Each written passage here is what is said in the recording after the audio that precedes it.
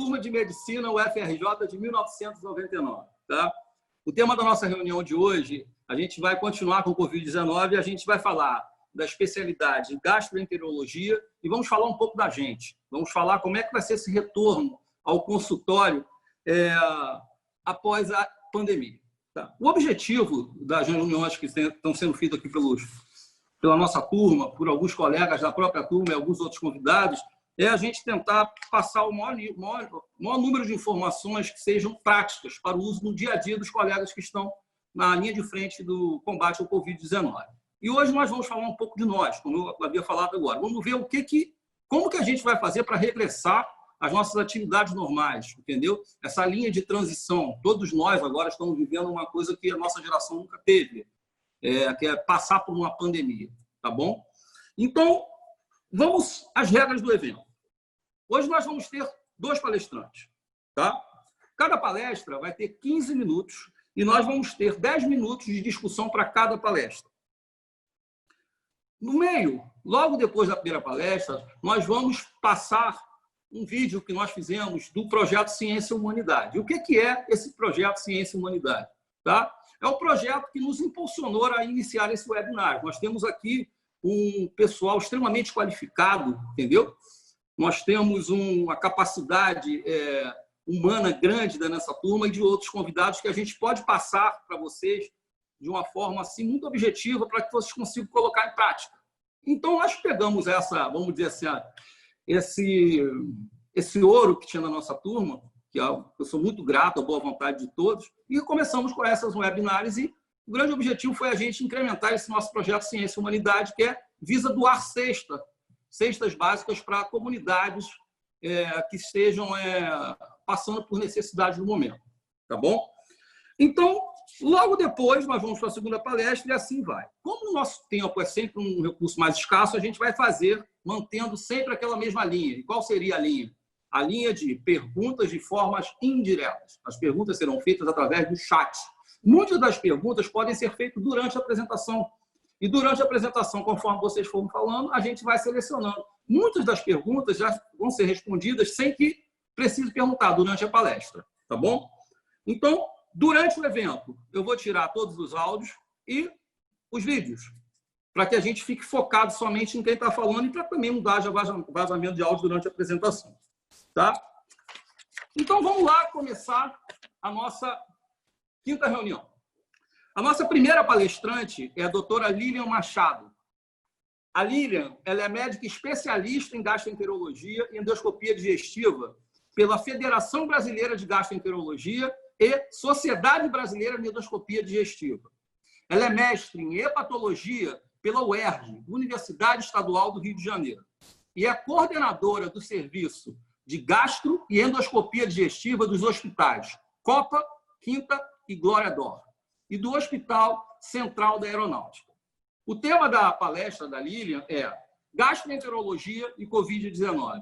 Lilian, seja bem-vinda. Lilian?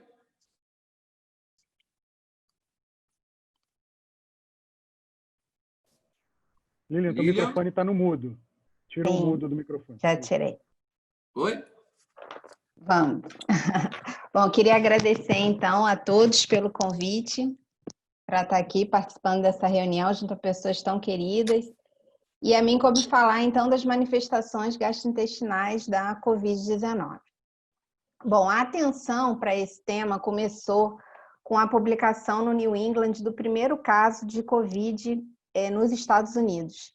Esse paciente, o primeiro paciente, ele teve manifestações digestivas, teve um quadro de diarreia e um PCR positivo nas fezes, e a partir daí começaram uma série de publicações focando nesse tema que até então ficava pouco abordado nos artigos iniciais.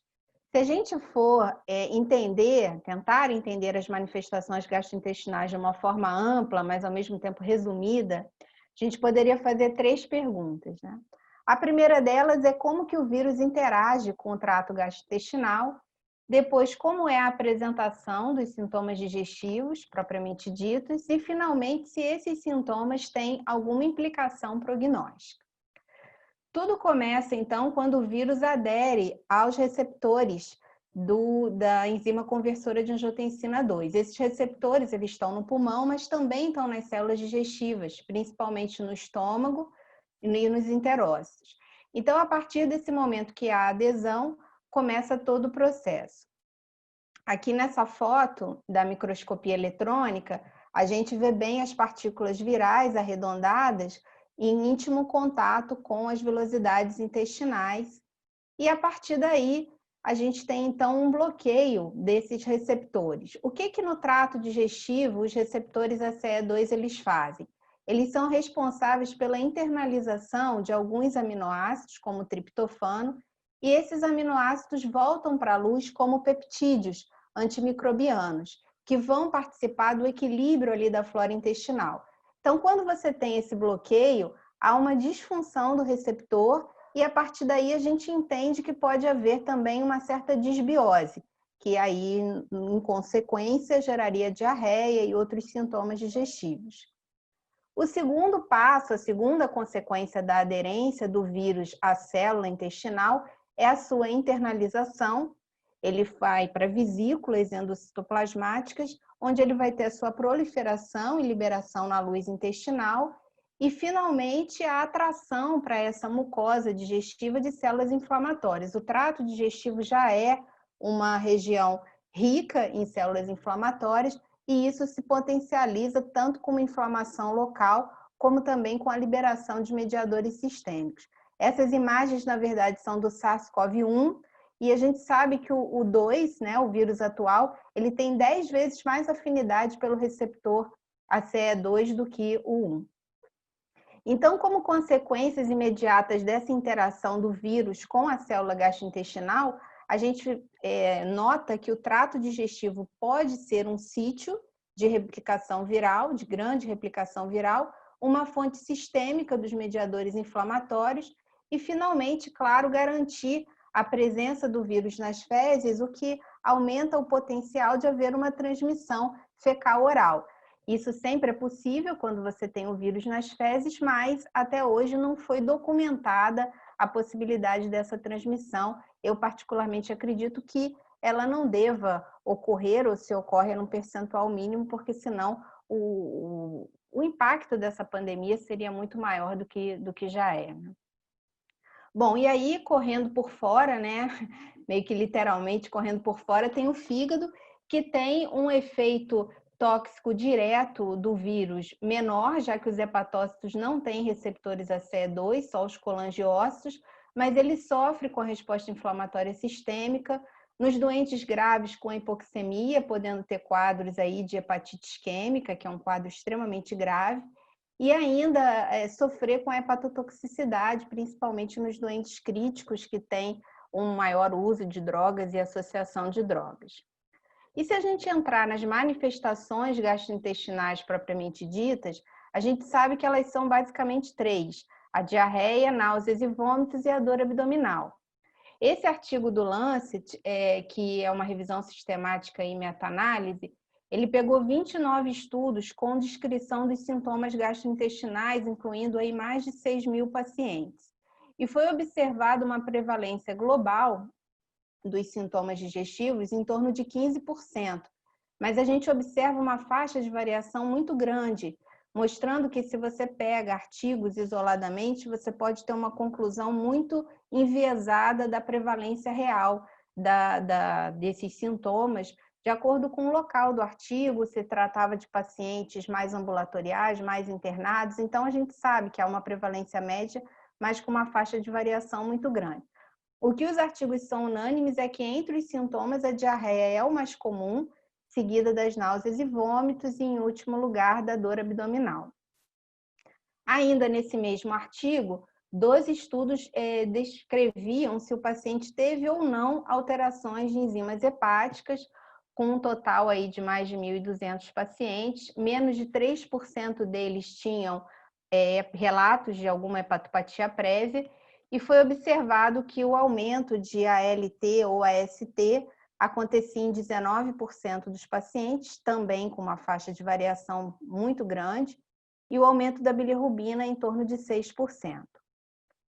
Se a gente focar na diarreia, que é o sintoma mais frequente, é importante ressaltar que ela pode ser o sintoma inicial em 10% dos pacientes, então, num contexto de pandemia, às vezes um doente só com diarreia, talvez valha a pena testar para COVID, mas, em geral, ela não vem sozinha, ela vem associada a sintomas respiratórios ou, pelo menos, a febre, só 3% dos pacientes que costumam ter a diarreia isolada. E a apresentação mais comum da diarreia é a sua forma leve, quer dizer, o que é isso, né? Até uns 5 dias de diarreia, poucas, não tantas evacuações ao dia, sem causar uma desidratação, uma perda volêmica importante. Já a dor abdominal, ela é um pouco menos monótona que a diarreia, apesar de ser mais rara, você pode ter padrões de dor abdominal diferentes. Então, tem a dor do andar superior do abdômen, que é uma dor que às vezes pode estar relacionada a uma pneumonia de base, né? Um infiltrado pulmonar na base, em contato com o diafragma, mas a gente às vezes encontra esses pacientes com dor sem esse infiltrado estar tão nítido, né? Uma TC pouco expressiva. Tem a dor abdominal difusa, que é mais fácil de entender, talvez associada aí à diarreia, esses processos de cólica, uma certa enterite, colite regional, ou até mesmo só por essa disbiose, com uma produção maior de gases, enfim. E, por fim, a dor localizada, que o maior desafio é descartar outras doenças. Então, um paciente que tenha uma dor mais na fossa ilíaca direita, descartar que não possa ser apendicite, uma dor hipocôndrio direito que não seja uma colicistite, né? Não esquecer que há outras doenças.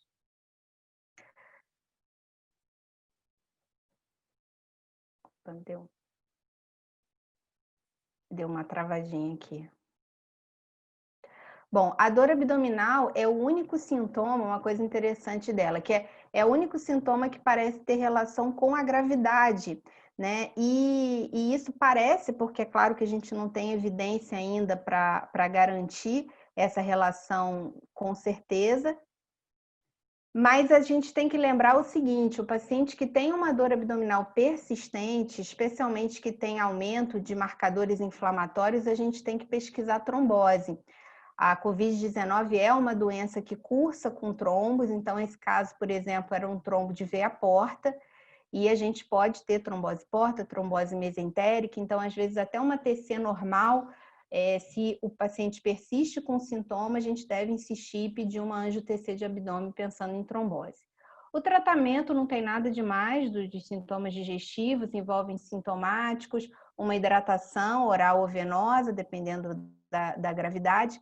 Para náuseas e vômitos, a primeira opção é a ondansetrona, mas tem pacientes que respondem mal à ondansetrona, tem muito pouca melhora da náusea, então a gente pode trocar por um procinético, não ter medo de usar o procinético, mesmo que ele tenha diarreia, porque o efeito procinético baixo em delgado e cólon é muito pequeno. Na diarreia, podemos usar probióticos, mas sem certeza alguma se isso faz alguma diferença. Os antiespasmódicos e, como eu já falei, pensar nos diagnósticos diferenciais. Bom, e aí esses sintomas digestivos, ele tem alguma implicação prognóstica?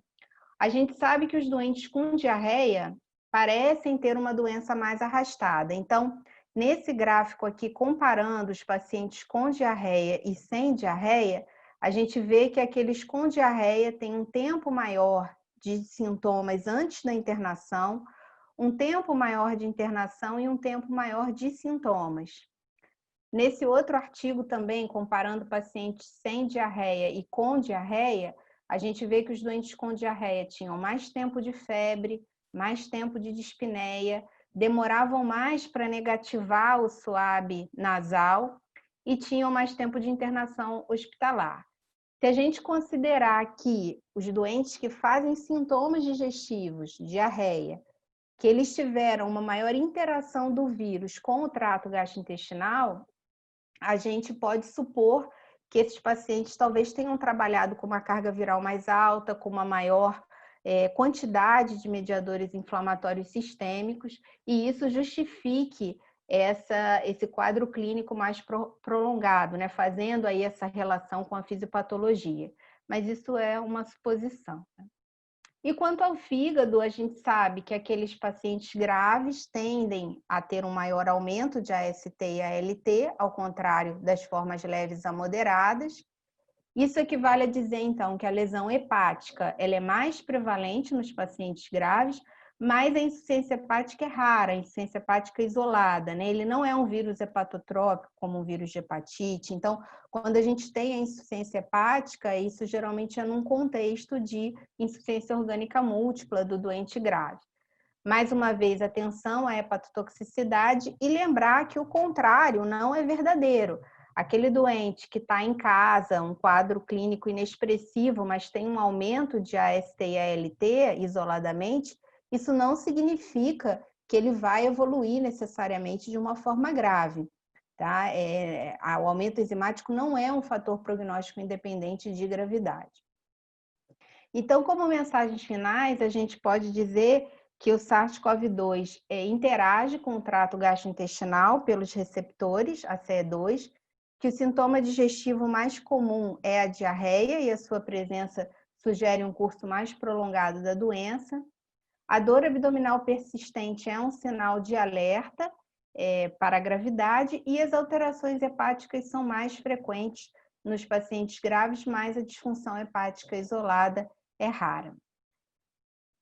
Então, eu queria agradecer mais uma vez a participação nessa reunião e em tantas outras, né, que a gente aprende tanto e interage entre a medicina, a ciência, mas também com esse projeto de ciência e humanidade, que a gente teve tantos ganhos pessoais, incalculáveis, e também os ganhos materiais, os ganhos aí em solidariedade com esse trabalho de distribuição das cestas básicas.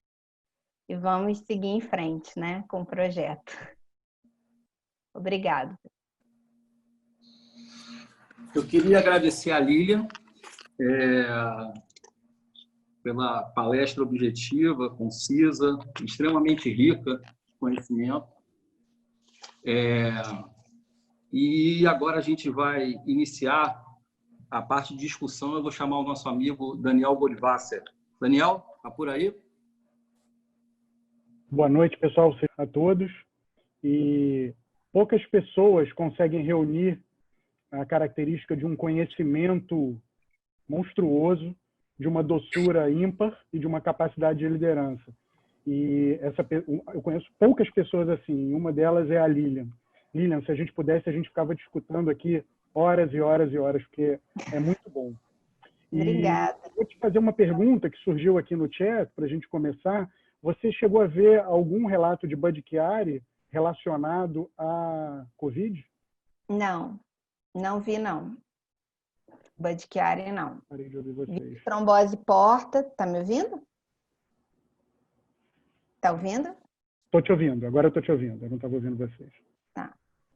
Já vi de trombose porta, trombose mesentérica, mas Bud Chiari não. Teoricamente é possível, né? Como uma trombose qualquer, mas não vi relato, não. Ok. No início, principalmente no início da pandemia, a gente tinha uma questão muito grande sobre o uso de diversas medicações potencialmente tratáveis do Covid, né? E a gente via muitas complicações gastrointestinais também, talvez como um fator de confusão. Você acompanhou isso, Lilian? Você chegou a ver pacientes fazendo uso de medicações que levavam a esses sintomas de náusea, diarreia, e isso como um fator complicador no diagnóstico ou não do Covid? Diarreia não tanto, mas náusea sim. Inclusive medicações simples como Anita, por exemplo, costumam dar muita náusea, muita intolerância. A hidroxicloroquina tem um potencial de hepatotoxicidade também, apesar de não ser grande, mas tem. Então, náusea a gente viu com uma certa frequência, diarreia menos. A diarreia, às vezes, mais associada ao uso de antibióticos, especialmente o Clavulin, né? Porque ficava naquela dúvida aí de se tem alguma infecção bacteriana associada, aí entravam com Clavulin, principalmente pacientes ambulatoriais, e aí às vezes tinha diarreia, Clavulin é frequente causar diarreia, né? Então, mas basicamente isso, náusea ou diarreia associada a antibiótico. Ok. Você falou muito de ALT, de AST, né, alteradas frente à doença, mas a gente sabe, a gente que estava lá na linha de frente, viu também algumas alterações de amilase e lipase. Isso é representativo de qual a relevância que a gente encontra frente a esses achados?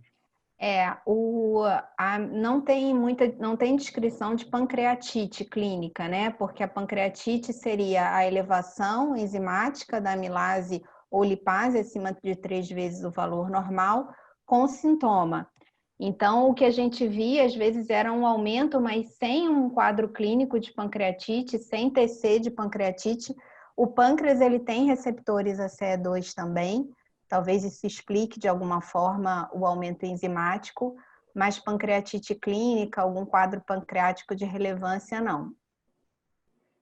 Lilian, nas endoscopias e colonos que você fez ao longo desse período, você tinha algum achado que fosse mais comum, que fosse repetido ou não?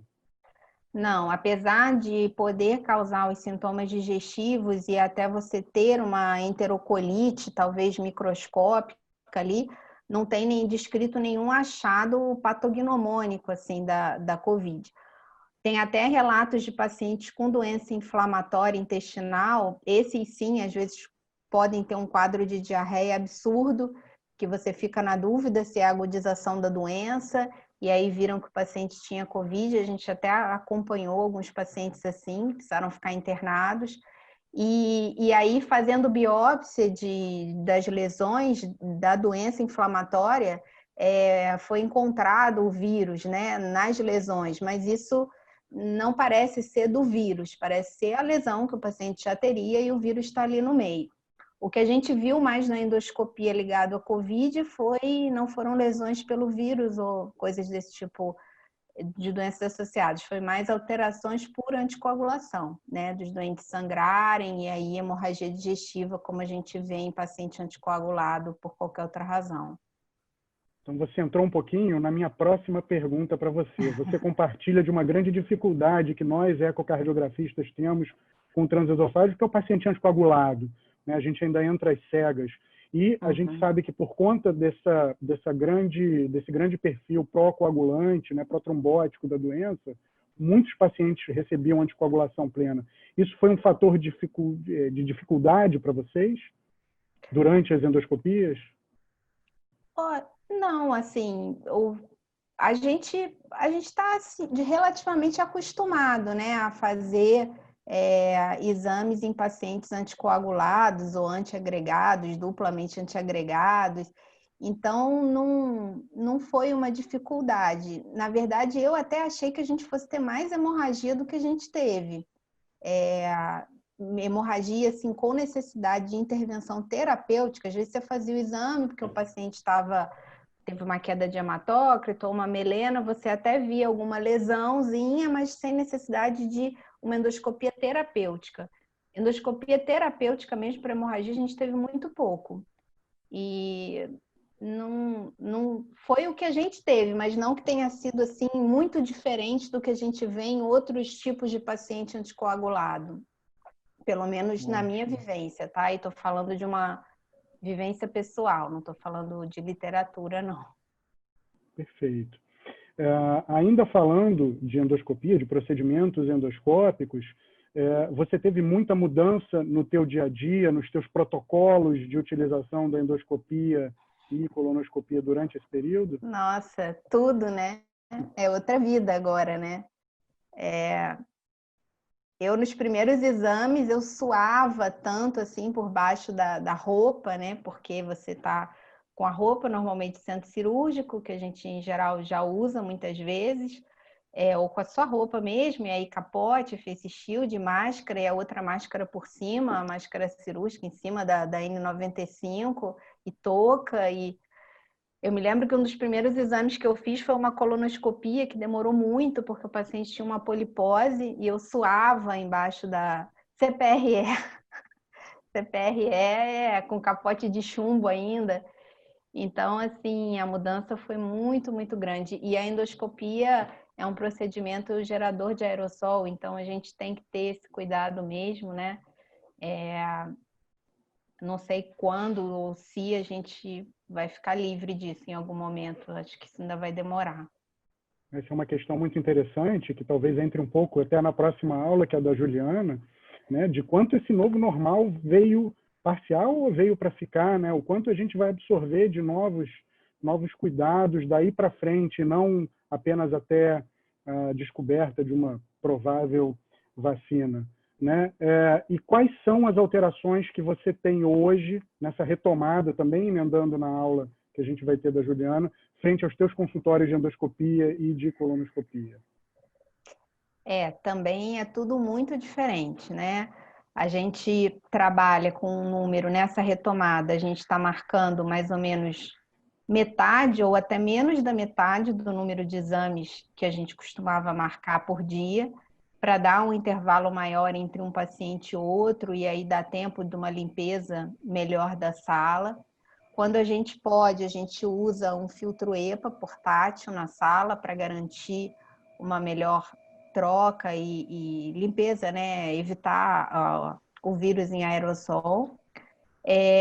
E também a gente tenta testar os pacientes, os casos eletivos, claro, com PCR antes do procedimento para dar uma maior segurança. É claro que esse PCR é feito uns 4 dias antes, nada impede do paciente adquirir o coronavírus depois, mas um PCR de 4 dias atrás negativo numa pessoa assintomática, a gente fica assim com um pouquinho mais de segurança de fazer o procedimento.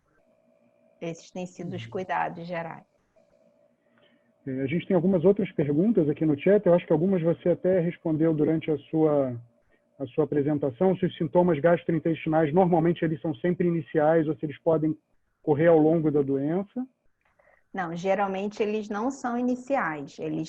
A maioria das vezes, quando eles acontecem, são ao longo da doença. Maravilha. E acho que você também falou que normalmente eles vêm associados a outros sintomas no adulto, como febre, não é isso?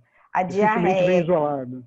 a diarreia, que é o mais comum dos gastrointestinais, só em 3% dos casos ela é isolada. E 10% dos casos é o sintoma inicial. Maravilha. Isso, claro, é uma média, né? Sim. Mas é a casuística que você tem observado.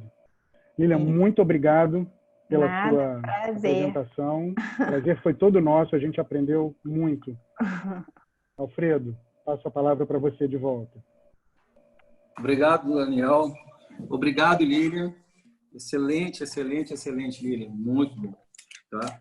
Que bom. Agora eu vou chamar o nosso amigo Leonardo de Sá, que vai apresentar um vídeo que a gente preparou, que está relacionado ao nosso projeto Ciência e Humanidade.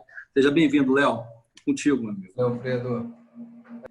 Fala um pouco aqui sobre a nossa campanha Ciência e Humanidade, que é uma campanha de arrecadação financeira para que a gente possa distribuir cestas básicas para as comunidades carentes aqui do Rio de Janeiro.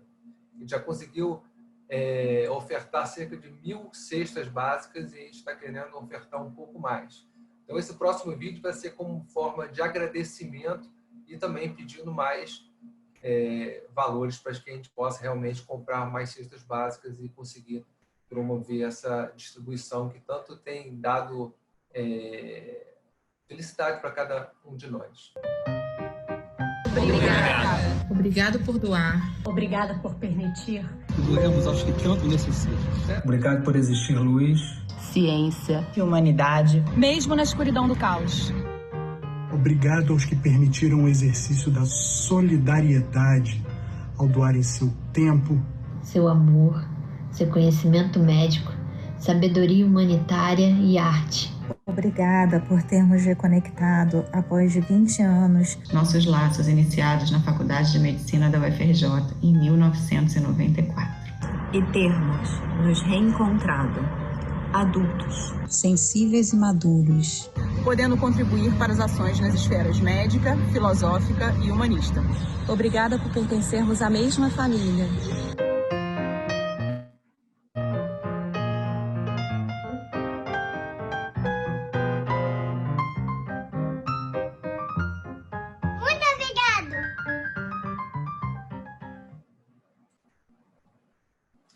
Obrigado, gente. Vamos tentar contribuir cada vez mais, porque tem muitas famílias precisando. Obrigado, Alfredo. Um abraço. Boa aula, Júlio. Valeu, Léo. Obrigado. Emocionante, cara. É muito legal. Estou participando diretamente, então está sendo muito legal participar e está sendo, para mim, pelo menos em termos de evolução pessoal, está sendo muito interessante. Tá? Queria agradecer a todas as pessoas que doaram de coração, em meu nome e em nome da nossa turma querida. Tá bom? Vamos lá. Agora a gente vai para a nossa segunda palestrante. A nossa segunda palestrante é a doutora Juliana Piquet. Tá? A Juliana, ela é médica dermatologista pela UFRJ, Universidade Federal do Rio de Janeiro, e é membro efetivo da Sociedade Brasileira de Dermatologia e da Sociedade Brasileira de Cirurgia Dermatológica. O tema da sua palestra é Retorno ao consultório pós-pandemia de Covid-19. Juliana, seja bem-vinda. Obrigada, Alfredinho. Queria agradecer aí o convite. Dizer que eu normalmente não costumo dar aula, mas que com um projeto desse por trás e para vocês, não tinha como negar o convite, né? Então, a gente vai sair um pouquinho da ciência e vamos falar um pouquinho de coisas práticas, né? Do dia a dia, de como está sendo. É importante dizer que a gente nunca foi impedido de atender, né, durante a pandemia. Nós somos considerados serviço essencial, mas houve sim uma recomendação para que fossem evitadas as consultas e os exames, enfim, os procedimentos eletivos e, no meu caso especificamente, os procedimentos estéticos também. A Anvisa, o CREMERGE, enfim, desde o início publicaram algumas recomendações e algumas orientações quanto a esse atendimento, falando especialmente dos EPIs, mas eles mesmos sugerem que a gente possa ser mais rigoroso, que essas são orientações básicas. Então, eu comecei a fazer consultório ainda no R2, em 2001. De lá para cá, enfim, comecei trabalhando em outros consultórios. Há 11 anos eu tenho a minha clínica, que foi crescendo. Hoje em dia eu trabalho com outras 3 dermatologistas, com 2 fisioterapeutas. Por que eu estou falando isso, né? Porque a minha sensação, mesmo depois de quase 20 anos de consultório, é de estar recomeçando. De estar começando tudo de novo e tendo que aprender muito com essa realidade nova, né? A começar por esses EPIs que... eu acho que se eu não tivesse tido Covid, todo dia eu ia achar que eu tinha, assim, fico a falta de ar com essa N95, um cansaço. Enfim, eu acho que o grande desafio, assim, nesse recomeço, né, antigamente a gente só pensava era a relação médico-paciente, agora a gente tem que colocar no meio aí da equação toda uma questão de saúde pública, né, e com isso vem diversos desafios. A gente precisa simplificar, de certa forma, o atendimento sem apressar. Até porque os pacientes estão chegando depois de muito tempo isolados, eles querem conversar, eles querem falar, muitos ainda não estão saindo e se sentem seguros justamente para vir ao teu consultório e é uma oportunidade ali de estar conversando. A gente tem que continuar oferecendo um ambiente confortável, acolhedor, mas ao mesmo tempo que seja muito seguro. A gente precisa manter aquele atendimento com carinho, com cuidado, mas agora com o distanciamento, né? Então, como fazer isso, né? O desafio desse tempo todo durante a pandemia, que a gente teve de manter essa conectividade com o paciente sem ter contato. Eu diria que esses têm sido os maiores desafios aí. E como fazer isso, né? A gente tem mudanças nessas esferas. E eu acho que a gente tem que tentar fazer é que essa transição, que essas mudanças todas, na medida do possível, sejam mais suaves possíveis, né? A gente precisa adotar essas medidas, a gente precisa ser rigoroso, ser cuidadoso, mas eu acho que essas mudanças não podem ser... elas têm que ser justificadas para o paciente, têm que ser razoáveis, senão você vai acabar gerando mais ansiedade, tanto para o paciente quanto para o seu staff, confusão. Então, tentar realmente organizar esse novo fluxo de atendimento, que ficou completamente diferente, orientar bem o uso de equipamentos de proteção pelo seu staff, pelos pacientes, essa nova rotina de limpeza. E aí, no ponto, inclusive, da orientação aos pacientes, eu acho que a gente entra... eu acho que a Covid-19 é uma doença, eu costumo falar que não respeita especialidade, né? Ela chegou botando todo mundo para estudar, além dela poder atingir diversos órgãos e sistemas e se manifestar, ela botou todo mundo para estudar junto à mesma doença, né? A gente voltou a estudar muito mais clínica médica, se aproximar e ter a obrigação de estar por dentro das manifestações, dos exames, conhecer, saber tudo da sorologia.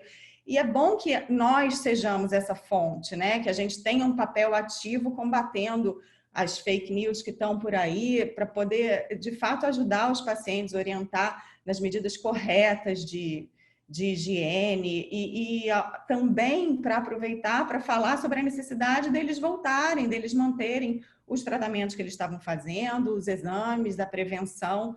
A gente tem que aproveitar muito esse momento e ser essa fonte importante para eles.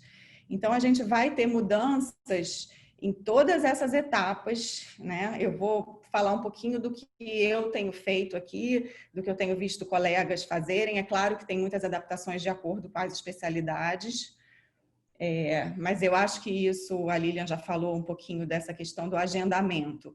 Todo mundo está tendo que espaçar mais, que aumentar os intervalos entre as consultas, para você não ter aglomeração de paciente, né? Na sala de espera eu tenho orientado aqui para ter sempre só um paciente em cada ambiente, e para você ter tempo entre uma consulta e outra de fazer, né, de permitir essa nova rotina de limpeza. O paciente sai, você precisa ter certeza que vai limpar todas as superfícies em que ele pode ter tocado e tal. Lógico que isso vai ter um impacto na nossa produtividade, não vai ter jeito, a gente vai atender menos. No agendamento e na confirmação da consulta, é ideal que você faça uma triagem de pacientes sintomáticos. Parece meio óbvio, mas para muita gente não é, né? O paciente às vezes vem. Então, você mandar ou pelo WhatsApp ou por telefone, como for o seu sistema normalmente, questionando sobre a presença de alguns sintomas respiratórios. Se o paciente tiver algum desses, aí você pode eventualmente sugerir uma pré-consulta por telemedicina para avaliar a necessidade do paciente e realmente a consulta naquele momento, ou mesmo até para encaminhar ele para um atendimento especializado. Agora pode ser, dependendo da especialidade, que o paciente precise ir ao consultório, e aí você vai se certificar de poder atender esse paciente com mais rigor, de promover, de fazer com que ele fique num ambiente realmente isolado, enfim. Se ele não tem nada disso e ele vai à consulta, é importante também orientar que ele seja pontual, para não atrasar e nem chegar muito antes, para evitar essa aglomeração. Para, na medida do possível, ele ir sem acompanhante. A gente sabe que tem umas especialidades em que isso não é possível, tipo pediatria ou consulta com paciente mais idoso, mas sempre que possível, no meu caso, às vezes o paciente vem com amiga e tal, então orientar para não fazer isso. Que ele venha de máscara, usando máscara desde a casa dele, a máscara de tecido mesmo. E quando tiver alguma instrução pré-procedimento que você possa dar, no meu caso, por exemplo, o paciente vem fazer uma depilação a laser, então eu posso pedir que ele já venha raspado de casa, coisas que eventualmente ele poderia fazer aqui, eventualmente um anestésico tópico, para diminuir esse tempo de permanência no consultório. Em prédios que tem manobrista, é importante que eles sejam orientados a usar máscara durante todo o tempo, todo o percurso, todo o contato, que eles higienizem as mãos antes e depois de entrar no carro, que eles circulem o tempo todo com os vidros abertos e que eles higienizem o volante e o câmbio, ou com lenço umedecido, com álcool. Tem gente que orienta envelopar com papel filme. Na recepção do prédio, é importante que os funcionários todos estejam de máscara, pode ser de tecido ou a máscara cirúrgica, que tenha álcool visível e disponível, né? Aqui tem esse álcool spray, aqui isso é a entrada da recepção do meu prédio. Aqui é álcool gel, e se for um prédio, de repente, com um trânsito maior, que tenha aquela sinalização no chão para poder garantir o distanciamento. No elevador, existe já um decreto municipal aqui no Rio, falando da obrigatoriedade do uso de máscara, mas além disso é interessante ter algum aviso ou um funcionário orientando que um paciente de cada vez use o elevador, eventualmente com um acompanhante dele, e que na saída ele sempre higienize as mãos. Tem alguns elevadores que eu já vi que que já colocaram o display de álcool. Eu, como no meu não tem, o que eu fiz foi colocar esse totem de álcool gel na porta, né, que o paciente pisa e limpa. Eu já encomendei, mas não chegou, isso tem sido um problema com um monte de coisa. Aqueles tapetes, pé dilúvio que chama, que você embebe em hipoclorito, o paciente molha o pé, depois ele limpa num tapete seco e aí a minha secretária dá um propé. O propé não é uma orientação formal, né? Ele é, enfim, controverso, na verdade não precisa, mas eu diria que é das coisas que o paciente mais gosta. Ele se sente mais acolhido, mais cuidado, então a gente dá propé aqui para todo mundo, isso é uma coisa que eu acho que vai ficar. Eu usava uma época, parei e voltei a usar. A gente pede também que ele coloque os pertences em sacos plásticos, em alguns, tem gente que orienta que o paciente venha sem bolsa, eu acho isso para a mulher impossível, então o que a gente faz é dar esses sacos descartáveis para o paciente colocar os pertences. E aí tem máscara disponível, o paciente vem com a de tecido, mas a gente oferece a máscara cirúrgica. Se for um paciente desses sintomáticos, aí realmente o melhor é que ele use a máscara cirúrgica mesmo. Álcool disponível em todos os ambientes para o paciente usar e visível. E termômetro sem contato para você medir a temperatura. Na recepção, engraçado, tinha trocado aqui. Retirar os itens compartilhados, então tirar revista, tirar folder, tudo, ter máscara, então, como eu falei, disponível, e tem umas sinalizações, eu botei uma que eu tinha feito aqui, não ficou. Falando disso, lembrando o paciente de etiqueta da tosse, relembrando lavagem das mãos, isso é importante. Na consulta, também é importante que existe uma orientação para que a janela fique aberta, mas não é obrigação. No meu prédio, por exemplo, a janela é vedada. Então, você pode atender com ar-condicionado desde que a manutenção dos aparelhos de ar-condicionado esteja em dia. As máscaras, durante a anamnese, o paciente pode continuar com a máscara de tecido e o médico com a máscara cirúrgica. Na hora do exame físico, o paciente, na hora que precisar examinar, enfim, a cabeça e o pescoço, ele pode, na hora que precisar, tirar a máscara, ou se for fazer algum procedimento, pode tirar a máscara, e o médico pode usar a máscara N95, face shield, dependendo da proximidade. A recomendação é a máscara cirúrgica mesmo. Nós, dermatologistas, assim, dificilmente você faz um diagnóstico dermatológico numa distância menor que 20 centímetros. Então, o que eu tenho feito é usar para examinar a N95. Eu, no início, quando voltei aos pouquinhos a atender 1, 2 pacientes, eu até ficava com ela direto. Agora, atendendo 7, 8 pacientes, eu não consigo.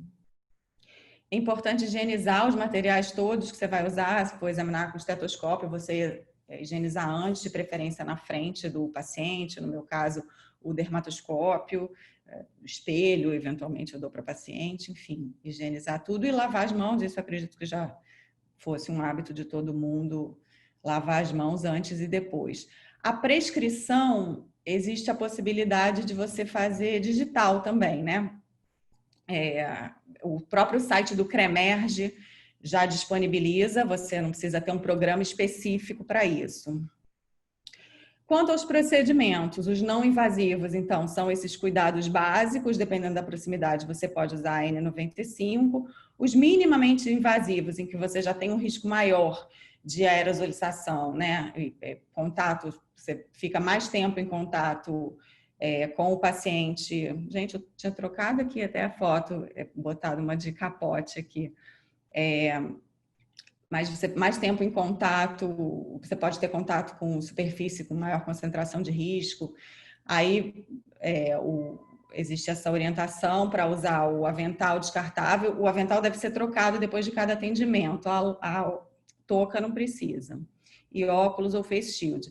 E nesses procedimentos, aqui está o Léo fazendo esse exame endoscópico, aí você tem um risco maior, você pode intensificar esses cuidados e eventualmente fazer uso, até como a Lilian falou, desses filtros EPA, já tem alguns portáteis mas também não existe nenhuma, eu pelo menos não li nem no CDC, nenhuma orientação formal para isso, não.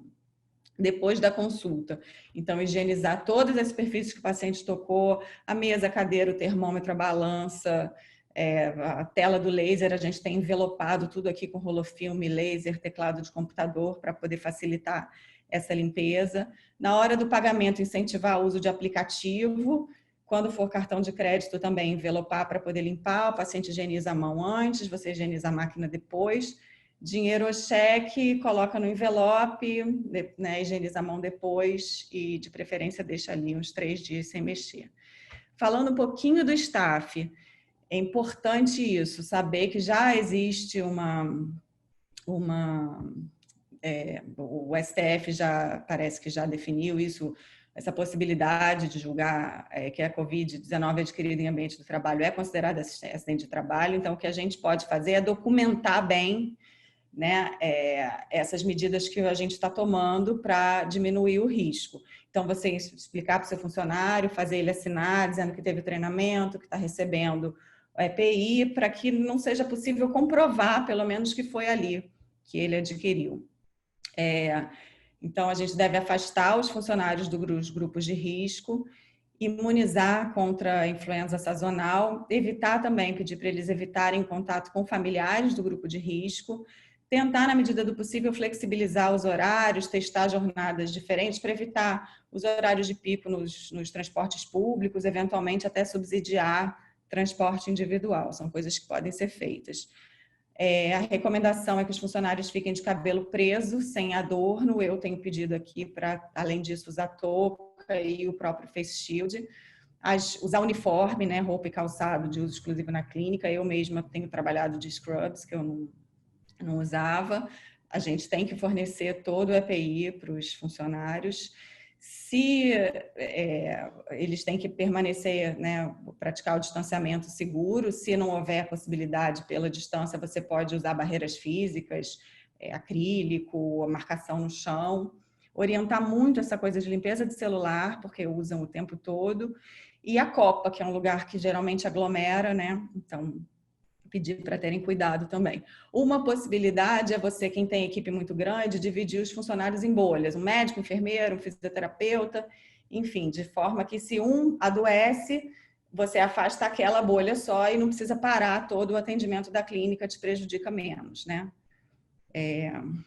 E o mais importante, assim, além de você, o mais importante não, mas além de você fazer isso tudo, eu acho importante comunicar que você está fazendo, né? As redes sociais hoje em dia estão aí para isso, são uma grande fonte usada muito pelos pacientes, então mostrar que você está se cuidando, tem formas de você fazer isso sem ficar ostensivo, botar de forma leve, mas mostrar que você está se preocupando para fazer ele se sentir seguro para ir ao consultório. Eu acho que cada um dentro da sua especialidade tem que procurar as normas específicas, as recomendações específicas, né, pelos procedimentos. E é isso, não sei por quanto tempo vai ser, né, esse novo normal. Isso aqui foi praticamente na véspera, né, eu com parte da minha equipe aqui, estou louca para aglomerar de novo, mas não sei como é que vai ser, quando é que vai ser possível isso. Só isso, então, obrigada, gente.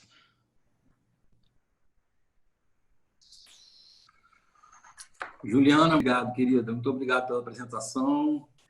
Muito obrigado de verdade. Tirou muitas dúvidas, inclusive minha. E agora eu vou chamar o nosso... Não. Eu vou chamar agora o nosso colega, o Daniel Goldwasser, que vai conduzir aí a nossa discussão. Daniel, está por aí? Estou aqui. Parabéns, Ju, pela apresentação. Todo mundo sabe que quando a gente vai falar em algum congresso, em algum simpósio, a gente tem que declarar conflito de interesse. Eu tenho todos os conflitos de interesse do mundo, porque a Ju, além de ser colega, é uma amiga muito querida e é minha médica. Então, eu quero mais é que volte logo ao seu consultório, como voltou já, né? E muito feliz com esse retorno. E principalmente da forma como ele tem retornado com todos esses cuidados. Eu acho que isso é uma coisa que já vem sendo estudado, né, Ju, por você há bastante tempo. Como você fala, a tua vida é consultório. Exatamente. E isso foi feito com muito cuidado, com muito detalhe, com muito carinho. Cada dia a gente insere mais alguma coisa, né? Mais um pouco, como vai enchendo mais, a gente vai se preocupando cada dia mais com isso, né? Exatamente. E eu acho que um ponto que parece clichê, parece que a gente fica repetindo uma coisa que é apenas para ser falada, que a gente está reaprendendo, isso é muito difícil. Tornar tornar normal uma coisa nova é muito difícil. Foi o que aconteceu com a gente dentro do hospital no início. Como a Lilian falou, eu suava, eu botava capote, eu não sabia como... Depois as coisas foram se tornando um pouco mais comuns e eu acho que a gente vai começar a ver isso. Eu tenho algumas perguntas aqui, Ju, para você. Primeiro, o que você acha de utilizar o UVC para desinfecção de superfície entre as consultas? Pois é, eu não consegui achar nada que, enfim, comprovasse a eficácia disso. Então, a limpeza, a orientação continua sendo o álcool ou outro desinfetante, né, o hipoclorito e tudo. Então, eu acho que se você quiser acrescentar o UVC, ok, mas substituir eu não aconselho, não. Perfeito.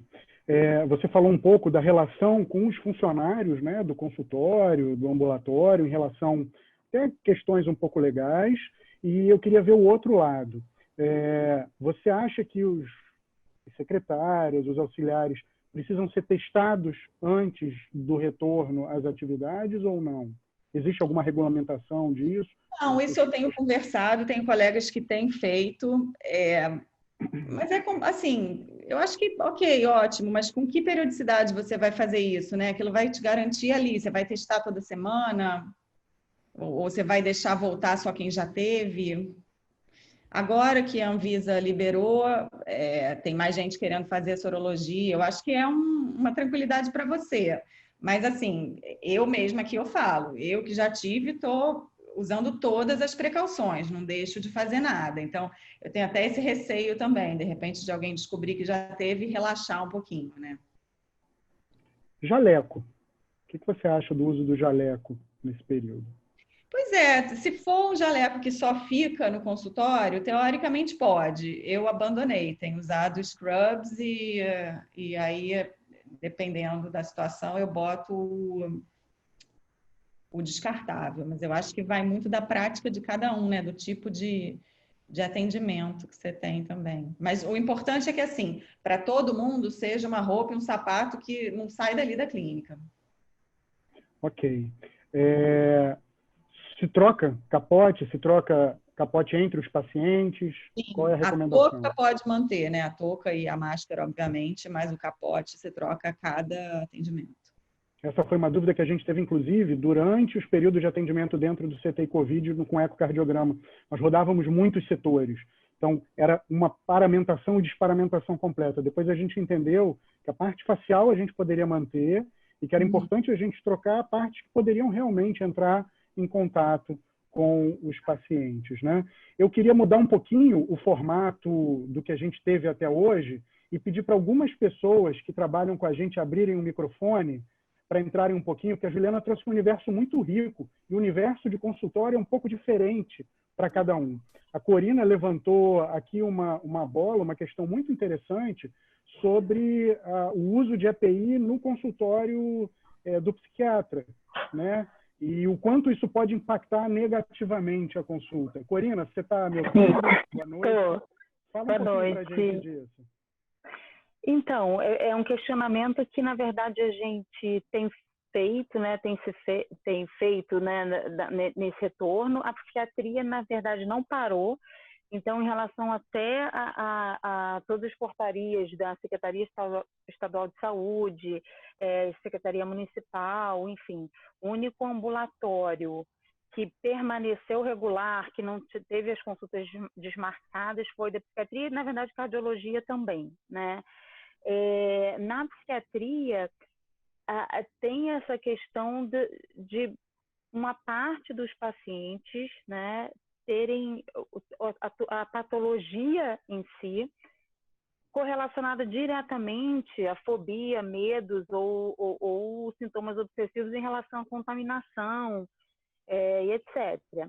Então, a gente precisa ter uma sensibilidade maior, e aí é um desafio na relação médico-paciente, do quanto que você vai exigir que aquele paciente se desinfecte paramente, e você vai estar excessivamente paramentado, né?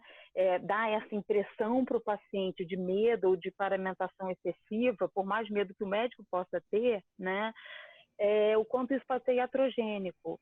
E pacientes também psicóticos, né, que eventualmente estejam delirantes e que possam ter algum tipo de delírio que você vai reforçar, né, diante de uma paramentação excessiva. Então, existe assim boa parte dos psiquiatras não usam sequer jaleco, né? Assim, eu já tive algumas situações de paciente chegar em crise ou em surto e me encontrar de jaleco, e aí o paciente começa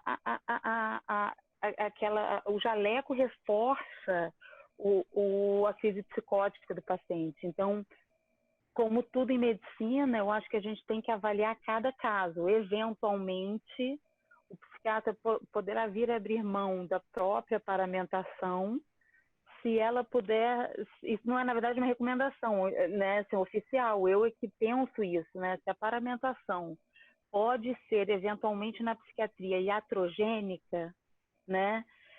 O que pesa mais, a segurança nesse momento ou iatrogenia? Eu não tenho essa resposta, na verdade. Eu levanto essa questão para a gente pensar, né? Sim, maravilha. Foi mais ou menos o que eu falei no início, né? De você usar essas medidas de uma forma assim mais suave e medidas razoáveis e que você possa justificar para o paciente, né? Assim, existe a orientação básica e a gente está sendo um pouco mais rigoroso, querendo ostentar, né, de certa maneira, esse cuidado para o paciente se sentir seguro, mas eu acho que a gente não pode esquecer da ciência, e é isso, né? Nesse caso, você pesar e ver que, será que precisa disso tudo nesse caso, né? Eu diria, assim, talvez que se a gente percebe durante o atendimento que o paciente está entrando em algum tipo de crise, e isso a gente é treinado, né, para perceber, a gente poder afrouxar ou amenizar e, eventualmente, fazer essa proteção de uma outra maneira, né? Ou com distanciamento, ou com, né, o distanciamento físico, abrir mais janelas e para lidar, às vezes, com uma situação de urgência que passa a se delinear dentro do consultório, né, em função de alguma crise ou de ansiedade ou, enfim, ou sintomas psicóticos mesmo, né? Lógico que é isso, a nossa segurança tem que estar, a nossa e a do paciente, né? Porque a gente vai ser possivelmente um risco maior para o paciente do que ele para a gente, né? Para alguns, certamente. Obrigado, Corina. Só te respondendo uma pergunta que você fez no chat, o tapete se chama tapete sanitizante. Você vai encontrar na internet como tapete sanitizante. Foi ótima a sua incursão, porque realmente, como eu falei, são universos diferentes dos consultórios. Como é que é, Ju? Tapete pé dilúvio também chama. Pronto. Você molha hipoclorito e você pode toda hora ir colocar ali, tem uma medida certinha, que eu não lembro qual é. Ju, me diz uma coisa, a gente está aprendendo as normas, a gente tem as regulamentações, a gente tem os nossos cuidados pessoais, e a parte do paciente, né? E a responsabilidade do paciente. E aquele paciente que chega se recusando, de alguma forma, a determinadas condutas. Primeira pergunta que eu vou fazer para você, se você já passou por isso, se você tem algum tipo de preparação para caso isso aconteça, e depois pedir para o Alfredo também abrir o microfone se a gente tem algum respaldo legal para isso, caso isso aconteça. Não, Dani, não aconteceu não. Em geral, as pacientes estão bem cuidadosas, 100% delas vêm de máscara. Aí algumas, né, elas ficam, agora pode tirar, né, assim, na hora de examinar vai tirar, mas em geral elas estão muito cuidadosas, tem os excessos, assim, hoje veio uma senhora aqui, eu ainda tenho tentado evitar pacientes de grupo de risco e elas mesmas não estão tendo que vir, mas às vezes precisa, né, não era um atendimento estético, a paciente precisava, a filha me mandou foto antes e tal, eu falei, bom, isso aí talvez precise de uma biópsia e tal, ela veio. E aí estava de luva, né, aquelas coisas que a gente sabe que não precisa, mas eu não tive isso não. Mas eu acho que com um jeitinho a gente consegue orientar, né, assim, até a própria secretária. E é isso, acho que você mandando essas orientações antes, para o paciente vir de máscara, ele chega lá, tem os cuidados todos, eu acho que ele vai se sentir pouco à vontade de não respeitar, né? Maravilha. Lu, você está aí com a gente? Oi, Dani, tô aqui do lado bem? do Gabriel, mas posso tentar falar. Que bom. Amigo, prazer te Traz, ouvir, todo mundo, parabéns aí.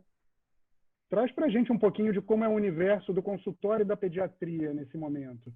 Chega com Então, pais, chega com mais acompanhantes. Como é que é o cuidado? A gente sabe que o cuidado com a criança é mais difícil. Como é que tem sido isso no consultório?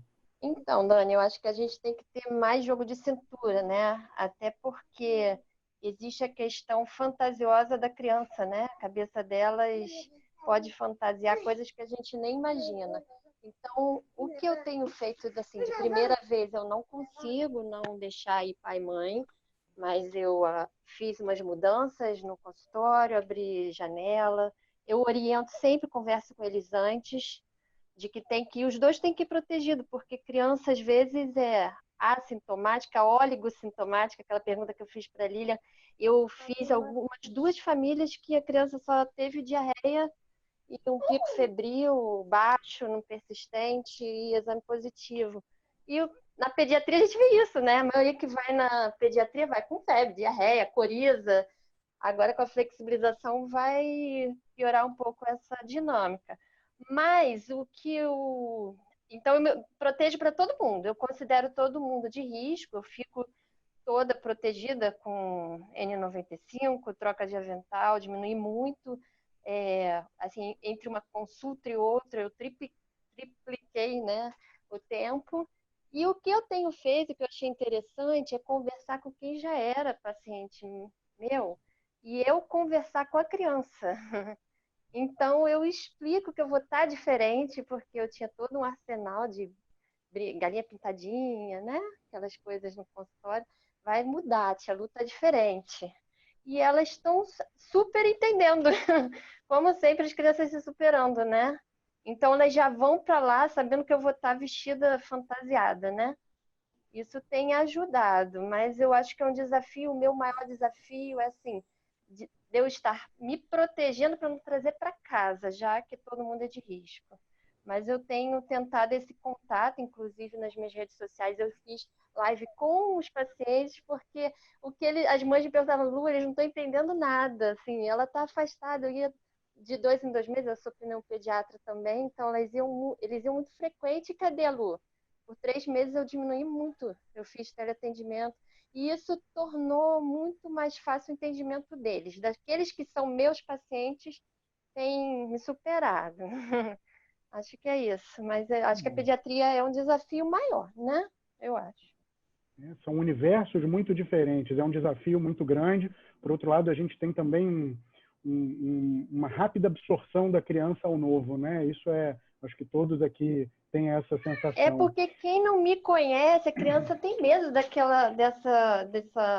EPI todo, né, Dani? É difícil muito, isso, olhar, e a gente tem toda a parte de diminuir o choro para poder ouvir melhor, né? E isso atrapalha um pouco. Quando não é meu paciente a primeira vez, eu tenho sentido dificuldade. Mas está rolando. Lu, mais uma vez, muito obrigado pela sua participação. Eu que agradeço. Parabéns a vocês. Viu? Ju, deixa eu te fazer mais uma pergunta aqui. A gente, dentro do hospital, quer dizer, quando a gente chega no consultório hoje de dermatologia, tem umas máquinas que a gente demora a entender o que é, né? São 500 máquinas maneiríssimas, super diferentes, cada uma com a sua função. E a gente, dentro do hospital, a gente tem que utilizar alguns produtos específicos para limpar as máquinas. Por exemplo, o ecocardiograma, a gente utiliza Oxivir. Vocês têm alguma recomendação para a aparelhagem que vocês têm? O álcool é a recomendação?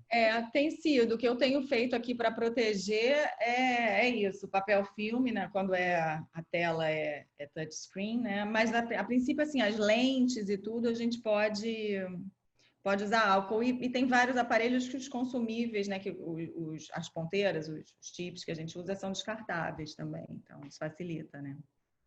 Isso é uma outra coisa que a gente no futuro vai ter que abordar também, né? A gente espaça consultas, a gente aumenta o custo, né, das EPIs e de que forma isso vai ser abordado, regulamentado. Isso é uma coisa para uma discussão longa, né? Pois é. Maravilha, Ju, muito obrigado. Eu acho que você trouxe para a gente uma discussão que realmente podia varar, porque todo mundo aqui quer aprender, quer entender como é que vai ser daqui para frente. A gente vai começar a ter essas respostas. E assim, a gente não tem muito, né? Eu acho que é um pouco cada um por si, né? Tem algumas sociedades que orientam um pouco mais, outras nem tanto. Então, os colegas, você vê que um fez isso, a ideia é boa, e vai e copia. Vamos ver. Maravilha, muito obrigado. Alfredo, passo para você. A gente vai para as considerações finais. Eu vou chamar novamente o nosso querido Daniel. Vamos lá, Daniel? Pessoal, estou de volta. Bom, esse fundo um pouco anedótico que eu botei, eu acho que ele representa bem o momento que a gente está passando, né, que nós estamos vivendo. É um inesperado presente, né, repleto de desafios diários e multiprofissionais. Nós acompanhamos nos últimos webinars que definitivamente o coronavírus, o Covid-19, não é uma doença restrita ao pneumologista, restrita ao intensivista, restrita ao infectologista. Né? Nós aprendemos muito com a dermatologia, nós aprendemos com a cardiologia, nós aprendemos com a pediatria, nós aprendemos sobre Covid com a neuroimagem. Então, eu acho que é um universo riquíssimo e que a gente ainda tem muito que aprender nesse presente, né? Mas, apesar da consciência que a gente ainda não está no fim dessa história, o olhar para o futuro é necessário, ele se faz necessário. E, inevitavelmente, o futuro vai vir acompanhado desse novo normal que a gente tem tanto conversado aqui nessa última hora, né? Todos nós, como a Juliana falou, como a Lilian falou agora para a gente, estamos reaprendendo a sermos médicos de consultórios, de ambulatórios, e eu tenho a sensação de que essas mudanças não terminarão com a descoberta da vacina. Eu acho que vem mudanças definitivas, mudanças perenes, mudanças longevas para a nossa conduta. Um exemplo de dentro do hospital, a Alicia, que é intensivista, que eu acho que está aqui com a gente, dificilmente a intubação orotraqueal será igual a como era antes, depois dos protocolos que a gente viu, de intubação rápida, sequência de intubação rápida com as medicações seguras, né, com toda a proteção que a gente tem. Eu acho que isso é algo que a gente já absorveu e que vai mudar daqui para frente. Então, eu acho que o novo normal vem para ficar e nós vamos ter que reaprender. Mas já diz o dito popular e a sabedoria de mãe de que é impossível olhar para o futuro sem aprender com as lições do passado, né? Então, eu, nas minhas pesquisas de tentar juntar ciência e humanidade para transformar em arte, encontrei, vou pedir aqui uma licença para ler. Pronto, acabou a brincadeira.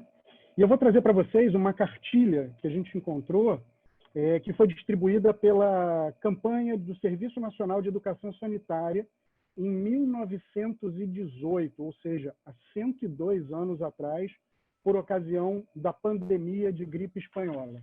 E essa cartilha fala assim: previna-se contra a gripe. Perdigotos, que perigo. Se estás resfriado, amigo, não chegues perto de mim. Sou fraco, digo o que penso. Quando tossir, use o lenço, e também se der a ti. Corrimãos, trincos, dinheiro, são de germes um viveiro, e da gripe mais frequente. Não pegá-los impossível, mas há remédio infalível. Lave as mãos constantemente. Se da gripe quer livrar-se, arranje um jeito e disfarce. Evite o aperto de mão. Mas se vexado consente, lave as mãos frequentemente com água e sabão. Da gripe já está curado? Bem, mas não queira, apressado, voltar à vida ao normal. Consolide bem a cura, senão você, criatura, recai e propaga o mal. Lições de 102 anos atrás para o nosso futuro. Boa noite a todos e muito obrigado. Muito obrigado, Daniel. A gente agora vai terminar a nossa quinta reunião. Eu vou só anunciar a nossa próxima reunião, a gente vai sair um pouco do Covid e a gente vai falar um pouco de ética médica e de direito médico. E acho importantíssimo nos dias de hoje, principalmente na época do Covid, inclusive apareceu uma pergunta aí do Daniel sobre como a gente tem algum aparato legal para se proteger, se não tem. Na próxima reunião a gente vai conversar bastante por isso, a gente vai responder isso para vocês. Uma coisa que tem que deixar claro para a gente é que 2 pontos são importantíssimos: o médico e o paciente. Uma coisa que parece besteira, mas as pessoas deixam de observar. E uma boa comunicação entre os dois é o que previne, é o grande remédio, é o grande EPI para processos e para futuros problemas relacionados ao paciente. Mas isso a gente vai discutir na nossa próxima reunião, tá bom? Eu queria agradecer aqui, antes de eu terminar, vamos dizer assim, terminar a nossa reunião definitivamente, eu só queria agradecer muito a Lilian. A Lilian é uma solidez, sabe? É uma coisa impressionante como que você tem segurança para falar, o jeito que você conduz é apaixonante, porque a gente fica aqui, quando a gente vai ver, acabou, parece que é muito rápido a sua palestra. Tá? Isso aí foi durante 6 anos de convívio com você na universidade, é uma coisa que realmente chama muita atenção. Parabéns, tá, Lilian? A Juliana, que é de uma espontaneidade impressionante, sabe? Maneira dela de falar, ela tocou num assunto extremamente complexo, que é algo do dia a dia da gente, que aí tem coisas legais, tem aqueles aspectos legais, aspectos do paciente, aquela coisa da gestão do ambiente para trazer o paciente, a gestão de pessoas para não ofendê-los ou então fazer eles se sentirem mal. A gente está obrigado a lidar com pacientes que têm uma emocionalidade totalmente diferente do outro, que é mais racional, e lidar com esses conflitos é muito complicado. E a Juliana apresentou isso de uma forma muito elegante, e o Daniel, mais uma vez, com essa capacidade aí de conduzir, ele abriu espaço para os colegas entrassem, e foi maravilhoso, porque a gente viu a visão da psiquiatria e viu a visão da pediatria. Então, muito obrigado a vocês que compuseram aí essa nossa webinar. Tá? Eu queria agradecer sempre, eu vou agradecer a nossa equipe, porque para a gente fazer esse evento, para a gente executar esse evento, a gente precisa de um trabalho de pré-produção. Então, eu sempre vou falar isso, eu vou me repetir, mas eu acho importante que todos saibam que, para isso acontecer, a gente tem a arte e identidade visual da Patrícia Rafu, a gente tem a divulgação e marketing da Daniela Antelo, que tanto tem se empenhado em divulgar o que nós estamos fazendo. Tá? Nós temos a produção executiva, Leonardo de Sá, que é o nosso representante na hora de comunicar as atividades que estamos fazendo. A Corina Mota, que era uma grande entusiasta. A Priscila, que é sólida sempre, com aquela visão bem sensível de tudo, sabe? É que faz nos enxergar o nosso lado melhor. A Priscila, muitas vezes, ela sem saber, já me fez me sentir uma pessoa muito melhor. Ela é muito carinhosa com a gente, é uma espécie de argamassa da nossa equipe. Tá? A Daniela Ferreira, a Dani, que tem ido tanto comigo aqui para a Zona Oeste, que é uma pessoa sempre assim cirúrgica naquilo que é importante a se fazer, sempre vendo o bem, o foco é o bem. A Daniela ela tem isso dentro dela. Ela tem uma capacidade de execução que é impressionante. Tá? A nossa amiga Fernanda, que não está aqui, mas agradecer a ela sempre por nos ajudar. Ela sempre abriu espaço para a gente, principalmente na Rede Dói, onde a gente tem bastante contatos e ajuda muito na nossa captação. Tá bom? E a doutora Vanessa Lanziotti, a nossa pediatra, e a todos vocês que estiveram aqui com a gente, que têm nos ajudado muito nesse projeto Ciência e Humanidade. Eu não tenho condição de falar tudo que eu escuto, sabe? Mas eu posso dizer para vocês que o que eu vivo com essas pessoas que recebem essa cesta básica pode parecer uma coisa boba, mas na hora que a gente entrega uma cesta básica, tu imagine uma mãe chegando em casa trazendo alimento para as pessoas que estavam racionando aquilo que não existia. É mais ou menos isso que ocorre. E o sorriso, a gratidão é muito grande. E toda vez que a gente acaba, logo se forma uma outra fila para botar nome para a próxima doação. Então, é isso que vocês estão ajudando a gente a executar. Muito obrigado a todos e abraço e até a próxima. Até logo.